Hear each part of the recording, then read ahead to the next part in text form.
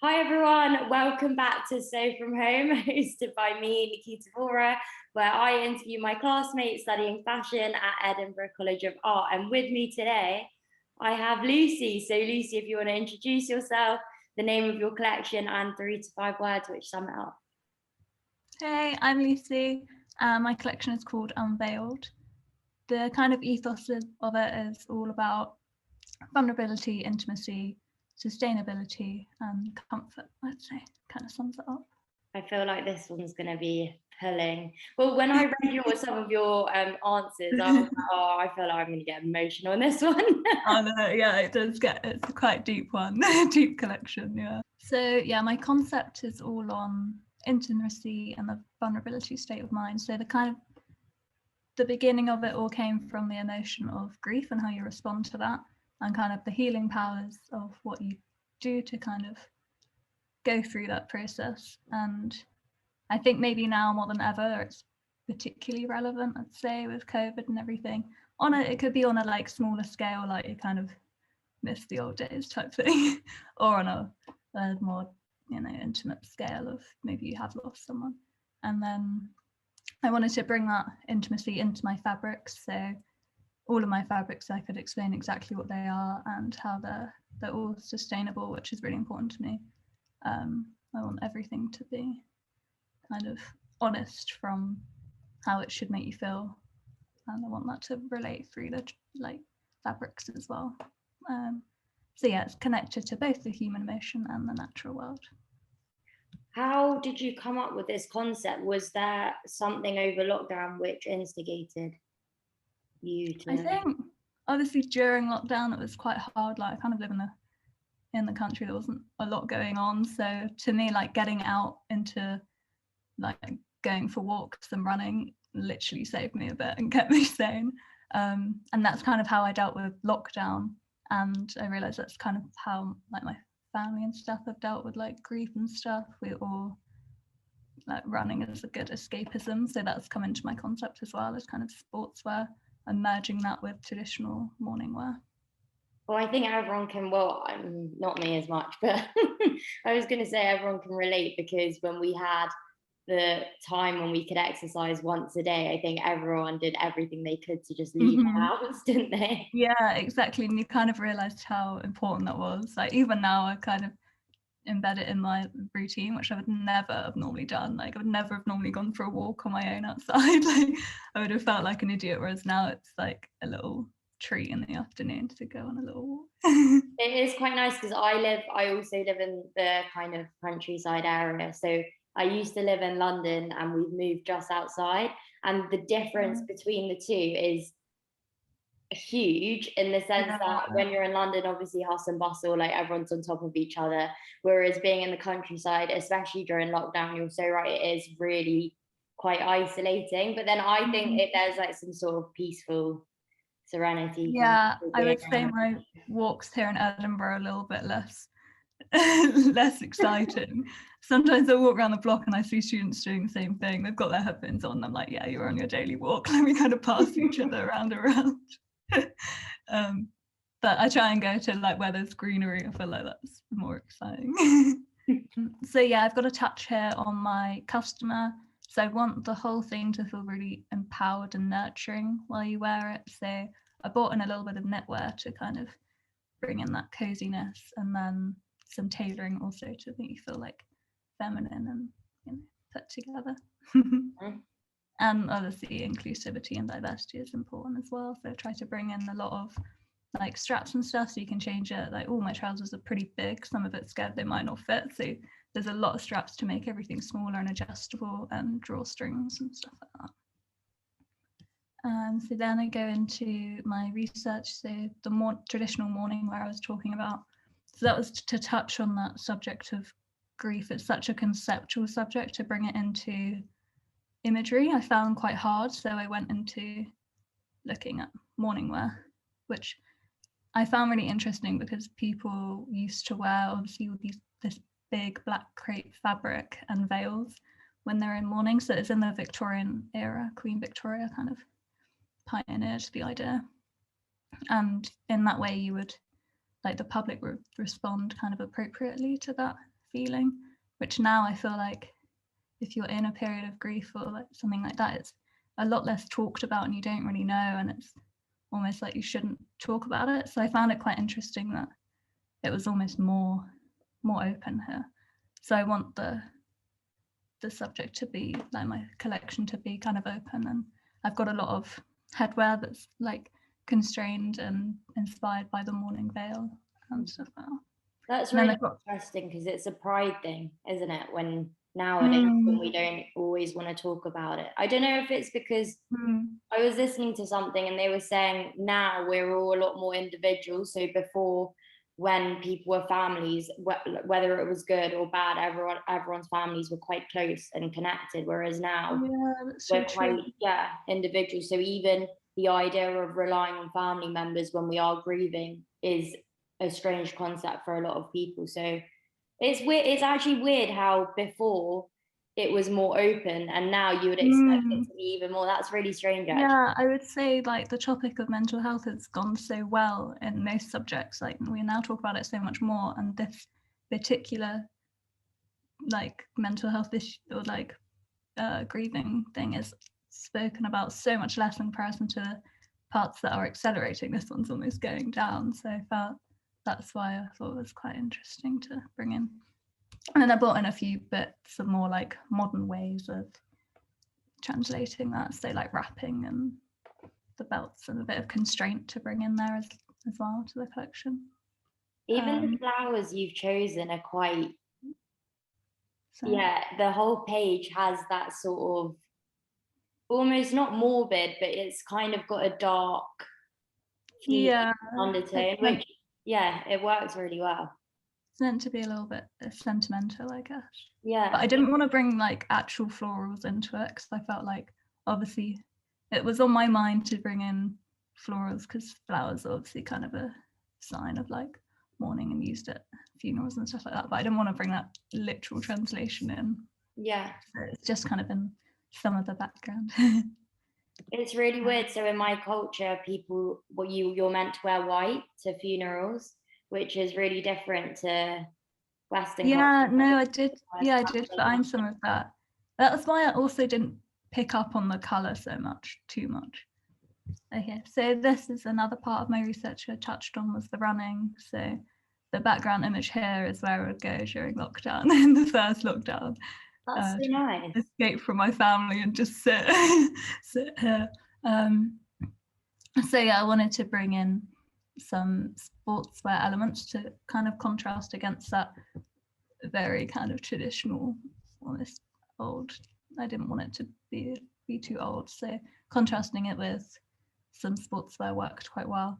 So I looked at my mum's running jacket that I wear when I go running, which is probably quite gross because it's quite old now. So I looked at all of the details in that. So the seams, I really like the kind of parallel seams and like curvaceous seams that are used throughout, and different parts of the fabric to let you breathe. So it's a lot of kind of mesh fabric that I translated into some of my knitwear designs. And yeah, the colours as well of all the lakes and stuff like that I've tried to translate into my textiles. Even you said you've looked at the seams on the sportswear. So when you're sewing the seams up and like the finishings on them, have you considered that as well, reflecting the sportswear? Yeah, so I've done a lot of kind of double seams and somewhere like this seam kind of overlaps a little bit more I think the seaming makes the silhouette on a lot of my garments, so I've tried to highlight that as much as possible, and probably in like a contrast stitch as well. So this is another element I wanted to bring in was that coziness of a knitted jumper type thing and some knitwear.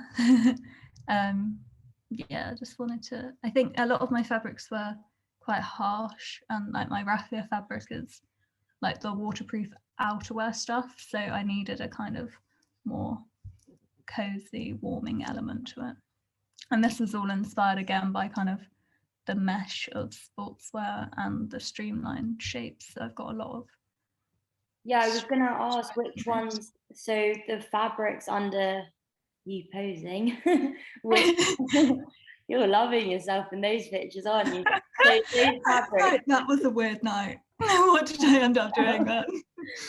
So those fabrics are your knitwear samples, are they? Yeah, I'll kind of go into that in a bit. So first semester I was knitting it all myself, and then obviously next semester we got kicked out of the studios, so I've had to ask a friend to help me with that one, which has actually worked really well because it's really nice and professional, some of the knits she's done for me. That saves you a lot of time because your fabrics are really labor intensive. Yeah, I think I had to realize there that my main fabric is the raffia, and that's where my time needs to be. So this is almost just a supporting element of the collection. So I didn't want to actually spend too much labor time making it. But yeah, this is meant to be the nice, warming, cozy fabric of it. So then, sorry, the screen sharing is really annoying. So then I've gone into the raffia, which is the most kind of pronounced part of the collection, which is a fabric I started to develop. I started it last year actually, so I kind of knew this year that I'd probably bring it into the collection. So it's basically like almost like a straw that I unravel and sew together and dye and coat it up to make it into a waterproof fabric, and it's fully sustainable. I've got I use a different sealant now. So last year I did use silicone, which I don't think was the most sustainable option. So I've now got a different sealant, which I've been sponsored on, which is really good. He gave me like 25 tubes for free, which is great because it's really expensive. It's really nice as well. It doesn't smell or anything like that. So I can do it around all my flatmates without being told off. How did you come across the raffia? It was in that textiles project last year where we were meant to be using making some like innovative stuff, and I was in like the knitwear shop near me, and they just had it like on the side. Oh, really? Like, I started playing around with it. Like it's literally just I saw it in a shop like 5 minutes from me and played around with it, and somehow decided I'd unravel it all and sew it together. It looks quite hard to come by, yeah. I think that's what I quite like about, obviously, like at uni, you're kind of meant to be experimenting and doing weird things. Like now is the time to do that. So I quite enjoy, that part of it. So for context as well, Lucy unravels each one and then has to sew them all together. And how wide would you say each one is? Maybe like that thing. Yeah, a couple of centimeters. So imagine that's probably coats and full outfits are in this fabric. So she has to unravel it all, sew it all together. I really made my life easy. I managed to watch a whole series unraveling something yesterday. I was like, oh wow. What, in a day? Yeah. What were you watching? Interior Design Masters. Okay, yes. Me and Izzy were talking about this yesterday. Oh yeah, she loves it as well. So good. So funny. I highly recommend it. It's quite therapeutic. Yeah, it is. Yeah. I finished it in a day, but that's because I don't watch TV like a normal person. Like I skip through it a lot because I'm really impatient. So here I had to just check that it works as a fabric, basically. So I've just sampled it as a bodice just to check that armhole works. It can't have any stretch in it, so how I sew it is quite important. All my patterns have to be matched like exactly. But to see it up in like a size, like a larger size and scale was really important to help my designs. Here's a few garment developments. So this one is quite more of a interpretation of the morning wear silhouette. So how it had that big bustle at the back, kind of more accentuated waistline. And then they've got the kind of streamline shapes I was talking about, which is inspired by the sportswear elements. And that's in a silk. So that's another natural dyeing element I decided to bring in. So I've got this silk hemp mix fabric, which I've natural dyed with pomegranate rind and iron. And that you put a drop of iron in it and it goes green. It's quite cool. It's really weird. So that's another fabric I've bought in. Yeah. Do you know what it's like when it's been washed? Does the dye stay? I've got a strong fixative, so it should do, yeah. I should probably check that, to be fair.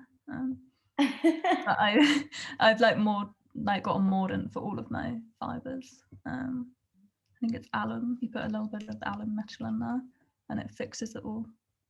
So cool. I love the dress. I also think it's quite cool that is that a turtle funnel neck kind of situation? Yeah, it's a funnel neck that I'm working on. Here's some more development. This is more my raffia pieces. So I've kept them to slightly more tailored shapes because I wanted it to be a bit more traditional. And these are the more outerwear pieces, which obviously lend itself to the waterproof fabric. Also, it's a bit more formal wear, so I started to look into like garments we now wear to funerals and stuff now, which is obviously a bit more tailored, blazers, outerwear, kind of a little bit more of a simple silhouette type thing and traditional, I'd say. It's really flattering as well, the silhouette having. Yeah, I think I want it to be quite feminine, and yeah. I think it's nice beautiful. to wear. So I can see you've got accessories as well. Is that something that's staying in the collection? Yeah, so these are kind of my interpretation of the morning veil, but in a contemporary and streamlined, bit more sporty way. They're kind of the more fun part of the collection, the more conceptual part. It was quite hard to bring in the concept because it was such an emotion. Bringing in an emotion into imagery is quite difficult sometimes. So that was kind of my more literal translation. So you can kind of like conceal yourself. What fabric's that going to be in? So that's going to be in my knit. So it's a quite tight shape. It was originally in raffia, but oh my gosh, it was not going to work. It looked horrendous because it was just the curves just did not work. So I changed it to a shape that's meant to stretch over an oval head.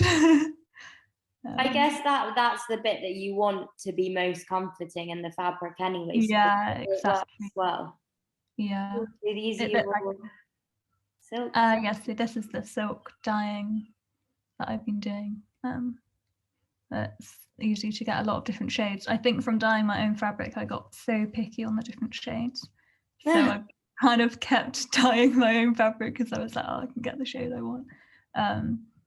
So yeah, I think I'm gonna go for kind of 4, 5, 6 kind of variations. Yeah, I was gonna say I absolutely love number 6. Yeah, that would definitely be in there. Yeah. It looks like pinstripe almost as well, which I think is quite cool. Yeah, because of the type of silk. It's got almost a crease in it.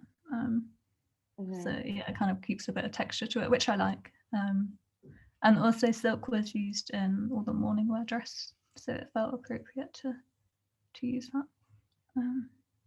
But then bring in my natural dyeing to it.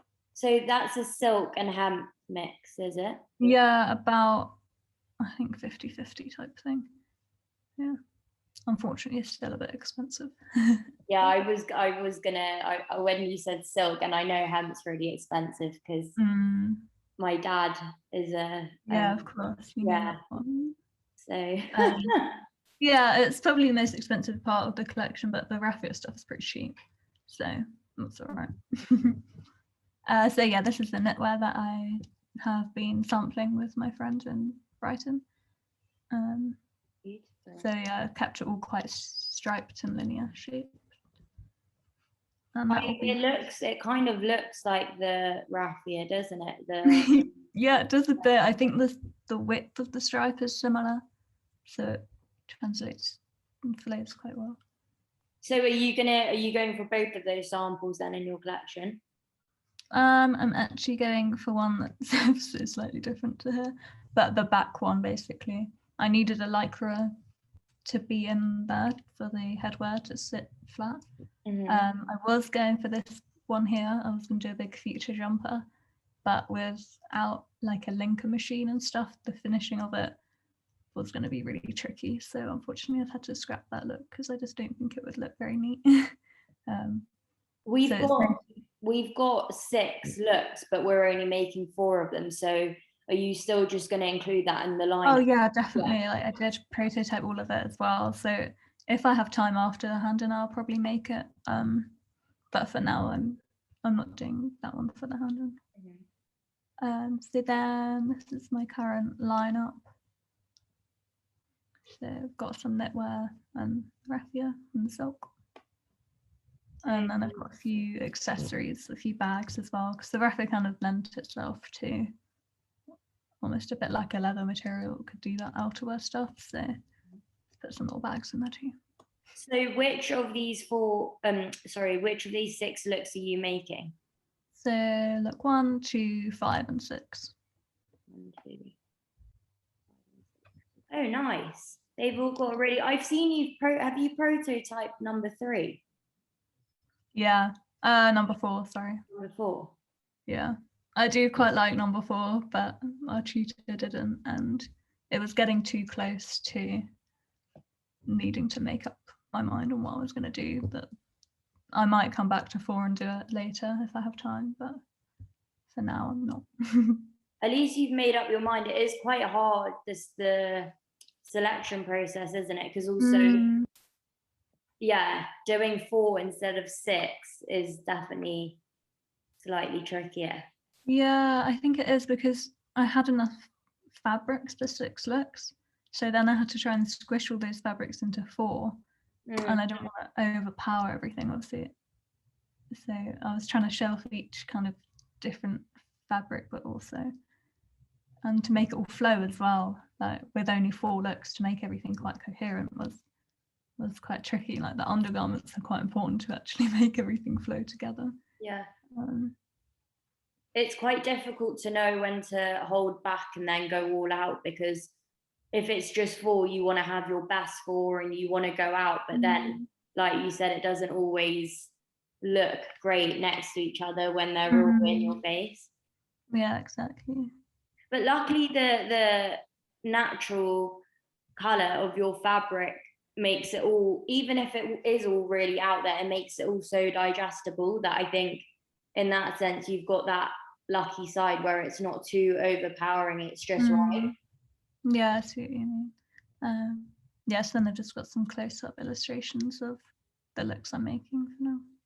Technicals are great. Every time I see everyone's technicals, I'm like, blown away. So do you do these by hand? I think you've used watercolors, haven't you, or is it digital? Yeah, so I do all of my illustrations by hand. I've used paint, pro marker, watercolors, and pencil and pen. So from what we've seen of your prototyping, how far along are you in the prototyping phase, and also what's gone right or what's gone wrong? And are there any parts that you would change if you were to go back? Yeah, I think as I've prototyped in the last few months, I've liked everything so much more, and I almost wish I could like keep going with that style. Like everything from first semester I thought I liked at the time, I've totally ditched. But so I've got like one more look to prototype. It's all the fit that I'm struggling with a little bit.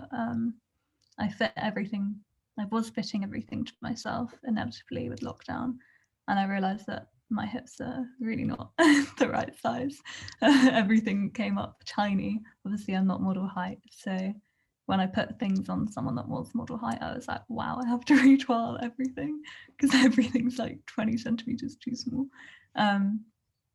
But that part I found quite hard, and sometimes that's when I'm like, oh, I really could do with a technician right now. Like, why is this not sitting right? Or like the neck of my dress I'm having a real problem with. I don't know, it's just a bit, I'm trying to make it fit right, and that is quite tricky. So I'm still working on that dress quite a lot. I need it to fit right because it's kind of the most cut piece in the collection, so I want it to work well.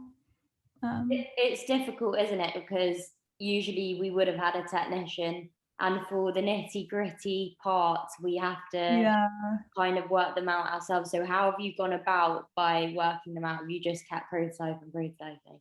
Yeah, I think, that's the kind of harder part, but also it's almost challenging in like a good way. It's kind of forced me to work it out myself. So I don't know, flies and stuff I've had to YouTube, which is sometimes that it's actually YouTube can be a savior.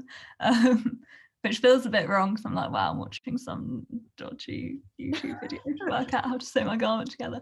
But also, I think it helps you actually remember it. Like the amount of times I go to the technician and they'd show me how to do it and I'd forget like the next day. By actually like working all morning on watching a YouTube video and sorting it out yourself, like it does kind of resonate and stay in your head a little bit more. Yeah, it is satisfying because also when you're watching someone do it step by step, they're slow. Like I've been watching YouTube videos, and there are some things which I was saying this to Sky, I think, where I would ask the technician a question and then I wouldn't watch them properly do it, like I wouldn't pay attention. Whereas on the YouTube video, you have to, because you're doing each step by yourself. So Yeah. it's satisfying, and hopefully we remember it for next time. Exactly. I think that's the whole thing with like working at home, is you have to kind of rely on yourself a little bit more and work things out yourself, which obviously is a little bit more challenging, but in the grand scheme of things, it's probably quite a good skill to have. Like Yeah, to realize exactly. actually I don't need a technician there all the time. I can work out myself. And also I'm lucky to have a couple of flatmates that do fashion, so I'm quite often like, right, so what do I do here? And she comes and helps me. So that's quite helpful and very. So obviously your brand ethos has been quite consistent through the years from what I've seen of you. And you've said sustainability is really important to you. Why is it really important to you? And how are you going to go about making it consistent in the future as well? I think I've always cared about it a lot, and obviously it's more important now than ever before, kind of in all aspects of industry. Every industry is having to step up their game with sustainability. And I think it's becoming easier to do as well. I went to a like Future Fabrics fashion expo that happens, I think, in February most months in London, and they always show really innovative, like exciting fabrics. I remember going like a few years ago and being like, wow, these are amazing, but you couldn't really get your hands on them. So like there was a minimum order of like 1,000 meters and most of it was for designers. Whereas now I'd say so many of these fabrics are a lot more like available to everyone. Like tencel is pretty much as like costs as much as a normal fabric. So I think it's easier as well. So I don't think there's any excuse to not do it. Obviously it doesn't have to be, my collection is so obviously natural and sustainable, but it doesn't have to be obvious in that way. It can be just having a little consideration into your fabrics. Texture and stuff has always really inspired me. So I think inevitably fabrics and sustainability was going to be at the forefront of my stuff. Have you always been interested in advocating for sustainability before you came to uni, or was it something that you were more aware of when you came to Edinburgh? Yeah, I think I always did. Obviously studying it has excelled more, and I've read more and watched more stuff on it, and I did my dissertation on sustainability as well. I read a book by Dana Thomas, which is called Fashionopolis, Fast Fashion and the Future of Clothes, or something like that. And that's really good. It's quite like an easy read, but also really insightful. She comes at it from a very like modest point of view. Like she's not attacking you. She realizes you've got to wear clothes and buy clothes, but how you can, like, what little bits you can do to help.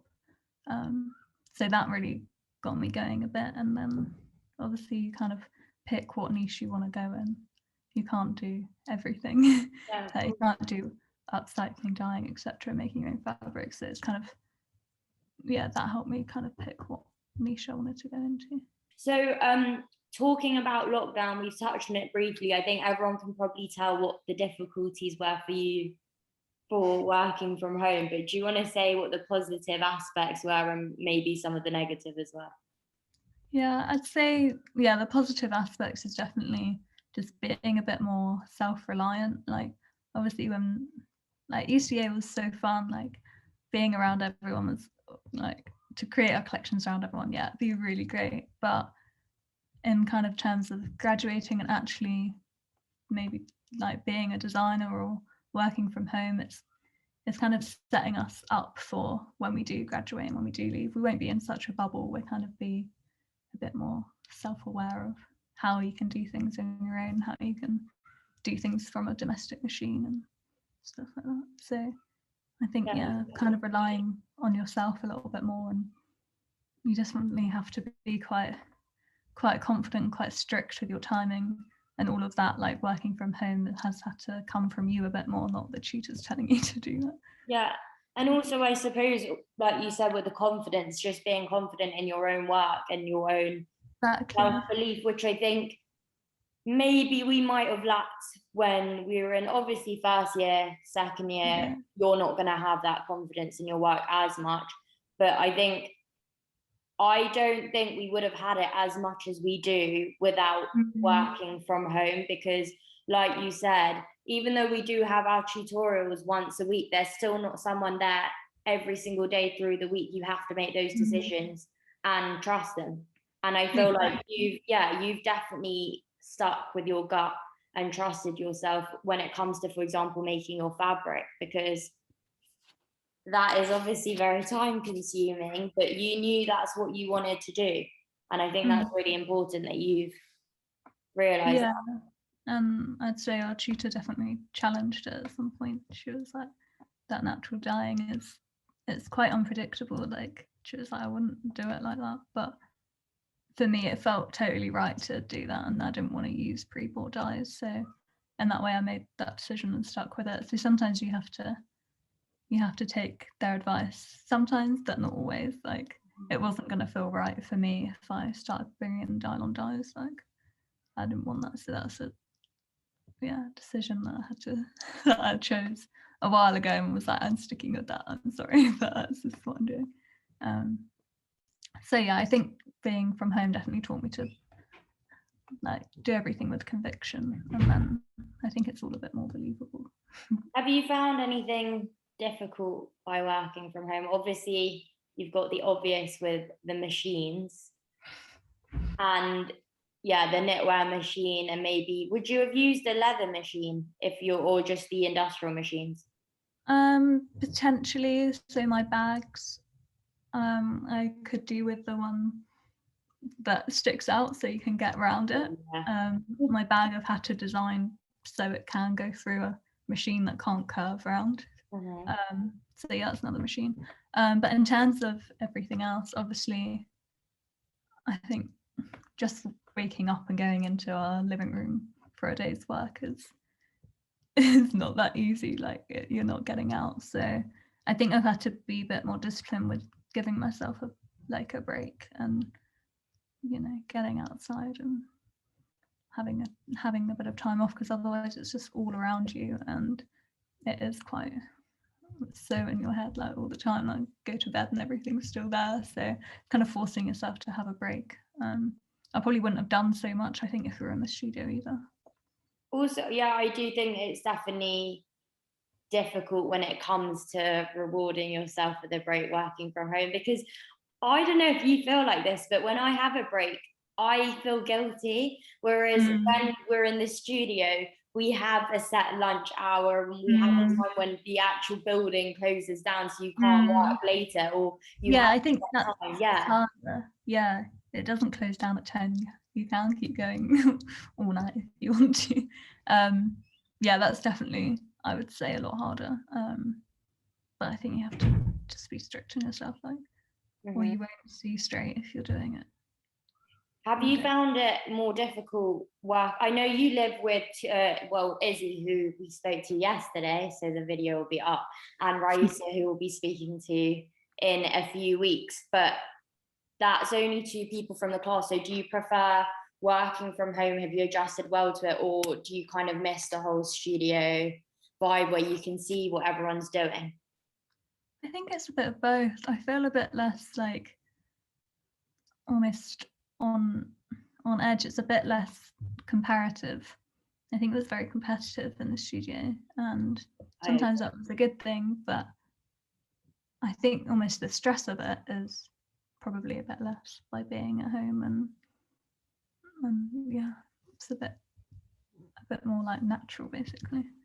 I completely agree with you, because I think, have you always, when I've seen 4th years previously, I've kind of prepared to be that level of stress. And I don't know whether it's just me as a person, because you're Lucy is one of the most relaxed people. Well, you seem like you're always really relaxed.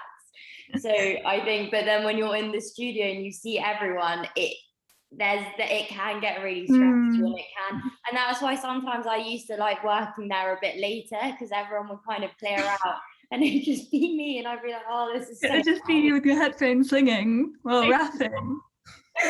yeah. What's that noise? Oh, it's just Nikita. And you'd just sing like a few bits. It wouldn't be like that. Maybe sing a few bars. Yeah. It kind of make me jump sometimes. I love it. And also, it's not like I used to play the music quite loud as well, and it's so antisocial. It shouldn't even be allowed, to be fair. I don't do it on the sewing machine though, obviously. Oh, good. Well done. Now at home I've got a speaker, so my mum's come in being like, can you turn that down? And my dad's come home from work and he's been like, surely that gives you a headache, and I was like, no. Love it. It's so funny. It's amazing, like the amount of things like we listen to, I think, to get us through like the day. Like I go through so many stages of like music, radio, podcast, and then, like, podcasts have been my saving grace through. Oh my god, same. I love 100%. Because also sometimes when we're doing certain things, like for example, you're doing the what's it called? I keep wanting to call it taffeta.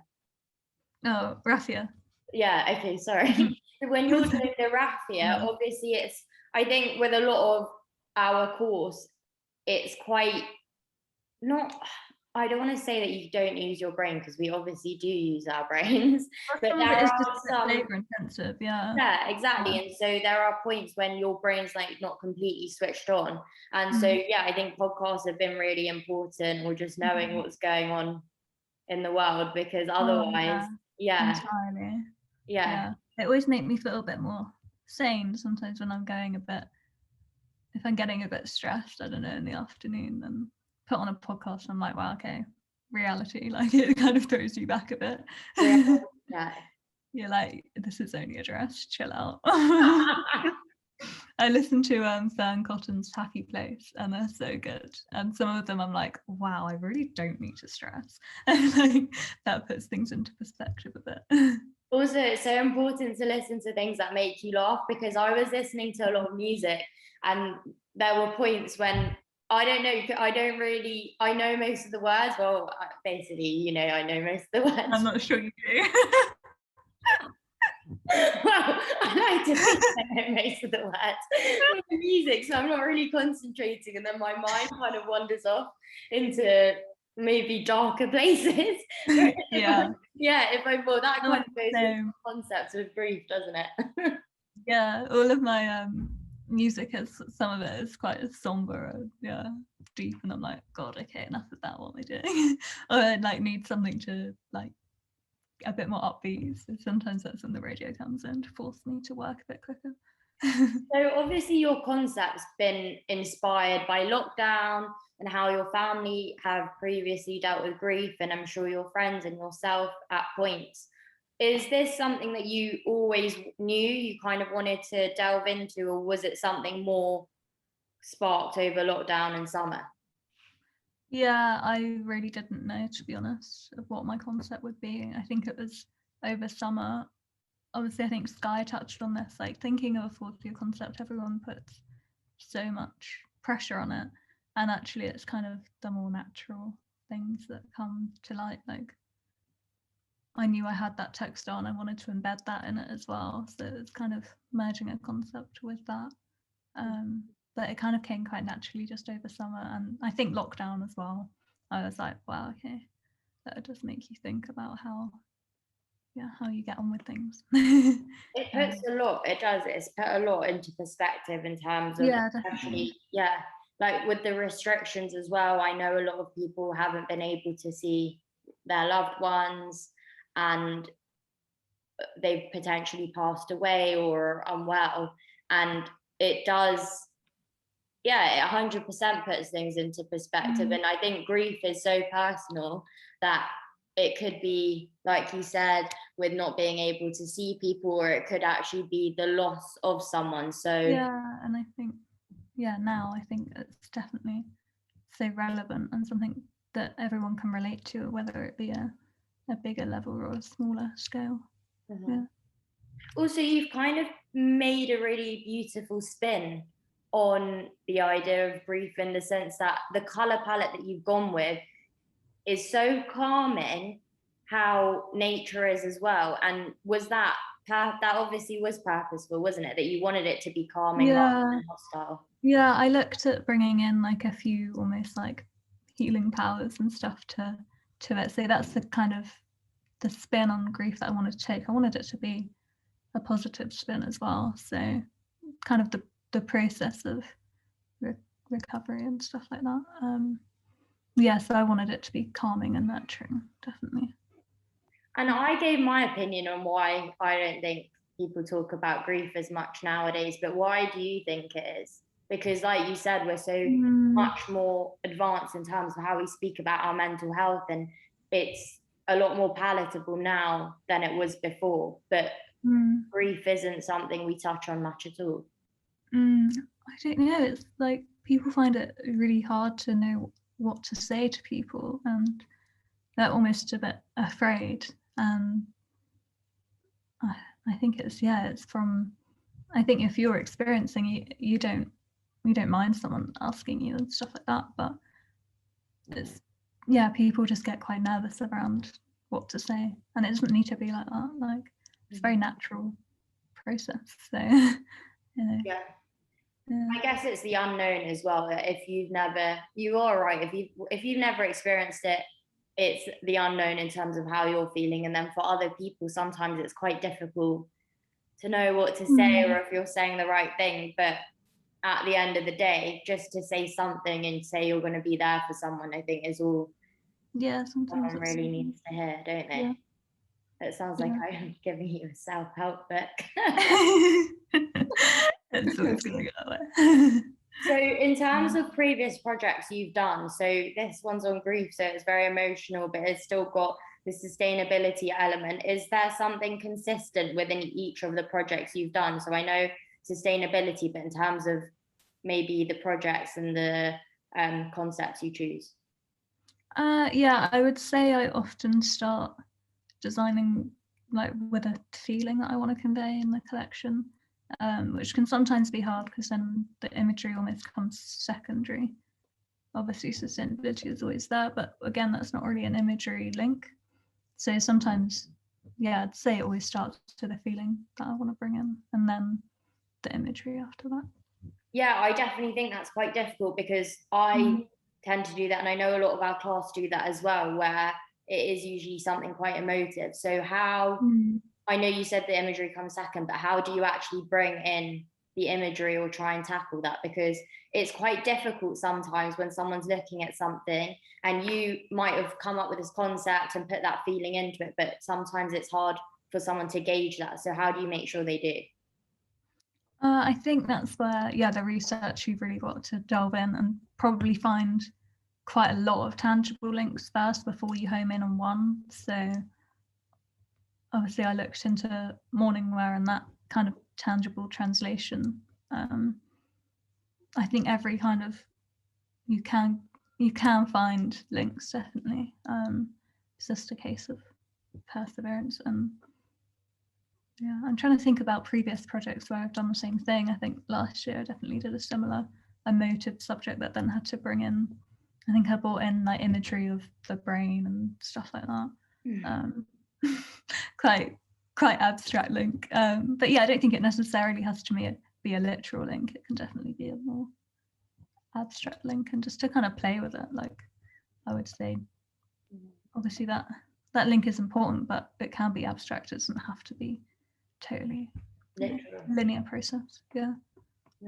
So in terms of for the future, I know it's actually quite soon, to be fair. Well, everyone is asking right now and we're all like, don't want to hear it. I know. My mum, I've had a few people being like, oh, so you're finishing this, what do you want to do after? And my only everyone is asking me now. Look for a job. No, it's not what I'm thinking of right now, even though. Okay, well, I'm going to force you to think about it. Okay. So, in terms of the future, it doesn't have to be the near future. It can be the far future. Also, it doesn't have to be realistic. But what do you want for yourself or see for yourself on the horizon? I think I'll definitely probably go to London and work there. I obviously want to work in sustainability. I think I'll struggle to kind of sit elsewhere once you've kind of done your research. It is quite hard to push that aside. I think it will be inevitable. Some brands, obviously, you can't. But definitely, I want to look into doing work for sustainability. Potentially, design, of course, would be desirable. But I would more prefer to almost go down a sustainable route over designing, if that needs to be, and women's wear. And so we've had a talk, I think maybe a couple of weeks ago, and one of the students asked if it was necessary to go to London, because I think I've grown up there, and it is incredible in terms of the diversity of fashion and obviously the job opportunities. But for you, why London? I think I came to Edinburgh because I think I wasn't ready for London yet, and now I feel like I kind of want to give it a shot for a little bit. I love the idea of traveling as well, so I would love to do some of that as well. Potentially with work would be ideal. You shall see. Also, I wouldn't mind doing my own thing, but I think I want a bit of experience first. Yeah, I think so. Was it Sky who I said we were talking about this and whether it was necessary to have experience? And obviously, there are some people who kind of know what they want and want to go out there and just start and can't really digest the idea of working for someone else. So, why for you do you want to work for someone else first? I think it's because I've done quite a few internships and I've learned so much from them, even when I've been there a few weeks. And I'm like, I think the business side of things, I wouldn't really know where to start, to be honest. And having a bit of experience in seeing just how production works, I think is quite useful. Also, I don't know, there might be a brand that I slot really well into, and I'd like to see that first.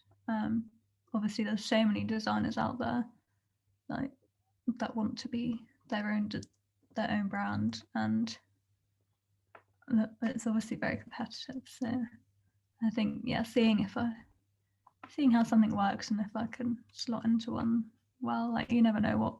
I'm meeting people as well. You never know what will lead to. So if you're watching and you want to snap Lucy up, then her details will be in the description below. Thank you very much. It's okay. I do think the idea of London is so exciting. I agree with what you're saying. I don't think anyone can ever be ready for London because it is such, it's so diverse. It's so different to, well, I guess a lot of cities, but it's so different to the UK in terms of the people. I think there's a level of boldness you need. Yeah. Also, Edinburgh is so friendly. So when I know, I feel like I'm going to be so fragile coming from this little, really comforting little city down to London. When I first moved to Edinburgh, and people in the street would say, "Oh, hey," and I'd be, "Oh, why are they so why are they being so friendly?" In the coffee shops would always chat, and I was like, "What are you doing? Why do they want?" I'm good. What are you asking? But then you realise that's actually just being nice. But in London, we're just so literally. It's like, wow, that's what up here is like. Wow, Scottish people are friendly. Not just a thing. It's true. It is like that. So I think it is time to wrap up now. So thank you so much for coming on. But before I let you go, what advice would you give to students? I would say experiment as much as you can while you have the time. Art college is all about experimenting and having fun. When you leave, that's when you've got to make your money. So enjoy it now while you can, and then by the time you're coming to your collection, I think you'll know your style a bit more if you've really explored everything. rather than limiting it too early. And just do your research as well. I think that's really important. You can never do too much. And it doesn't have to be like reading. There's so many podcasts and stuff like that you can listen to, and webinars, especially now with COVID. I think they've opened them up so much. They used to be quite niche and you'd have to like apply or be a part of it, whereas now I think that they're really open. So I think just keep being like interactive as well with what's going on out there and have fun. Also, I think you're the queen of experimenting, because you wouldn't have got the fabric choices you landed with without doing that. And I think, have you ever felt defeated in the whole process or wanted to give up, but you've kept going, haven't you?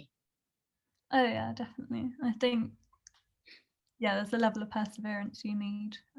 But again, that comes with confidence. And your confidence will grow if you persevere with it. And you're not afraid to do something different and unique, which I think is important, because sometimes it's quite easy to play it safe, or even when it comes to, we've got design book, sketchbook, prototype making, print, textiles, lots of different avenues. And I've definitely done this where I'll kind of stick with what I know, or maybe do more of the thing that I know I'm better at. But you've kind of gone out of your way to do different things and pick up different skills. And do you think that was quite important to you? Yeah, definitely. I think obviously with a deadline, sometimes it makes you cut your creative process a bit, because you're like, oh damn, I've got to get my portfolio together now. I've kind of got to stop experimenting.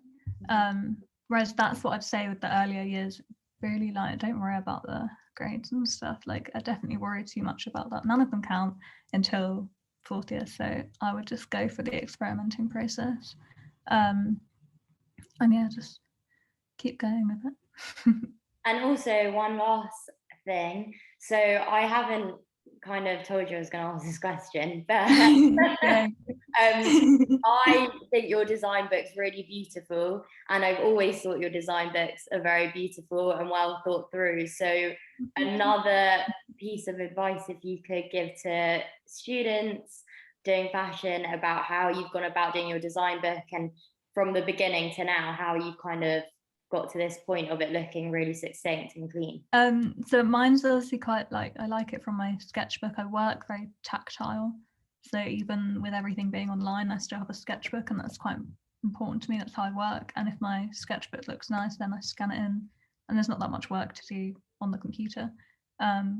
But also play around with layout and Photoshop so much. I came to uni and didn't know how to use Photoshop at all, and now it's so quick. So it's a bit of both, like a bit of that tactile element of my sketchbook I really want to bring in, but then also bringing in those elements in like Photoshop files as well. So like I've used a lot of like stitch lines and stuff like that. So obviously that is all Photoshopped on, and layering it all up a bit. Again, I just experiment.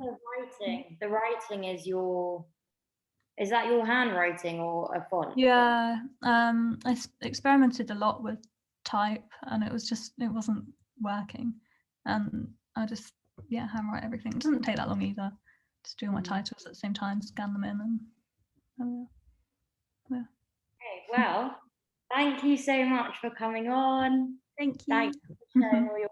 No, and I'm really, really excited to see how the Raffia is going to turn out, and also the natural. I hope it goes okay.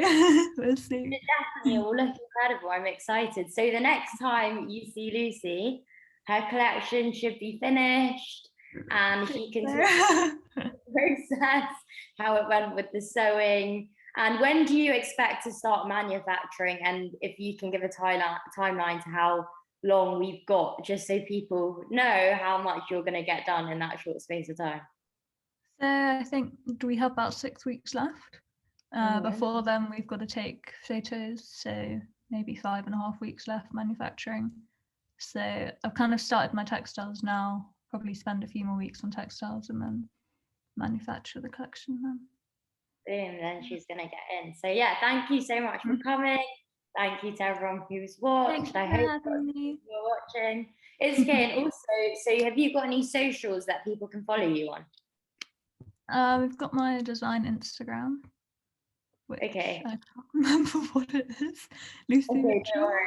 I'll put the link to your design profile in the description. And also, you did something really exciting where you were making face masks over summer. So, are you still doing that or planning on doing that? I probably will once I've done my collection. Yeah, I quite like making things on the side, and I think I've over-ordered a lot of fabric, to be honest, so I'll probably have some leftovers to be using up. Yeah. Okay, nice. So keep an eye out for what Lucy's going to be doing this summer. So yeah, thank you for watching. Thank you.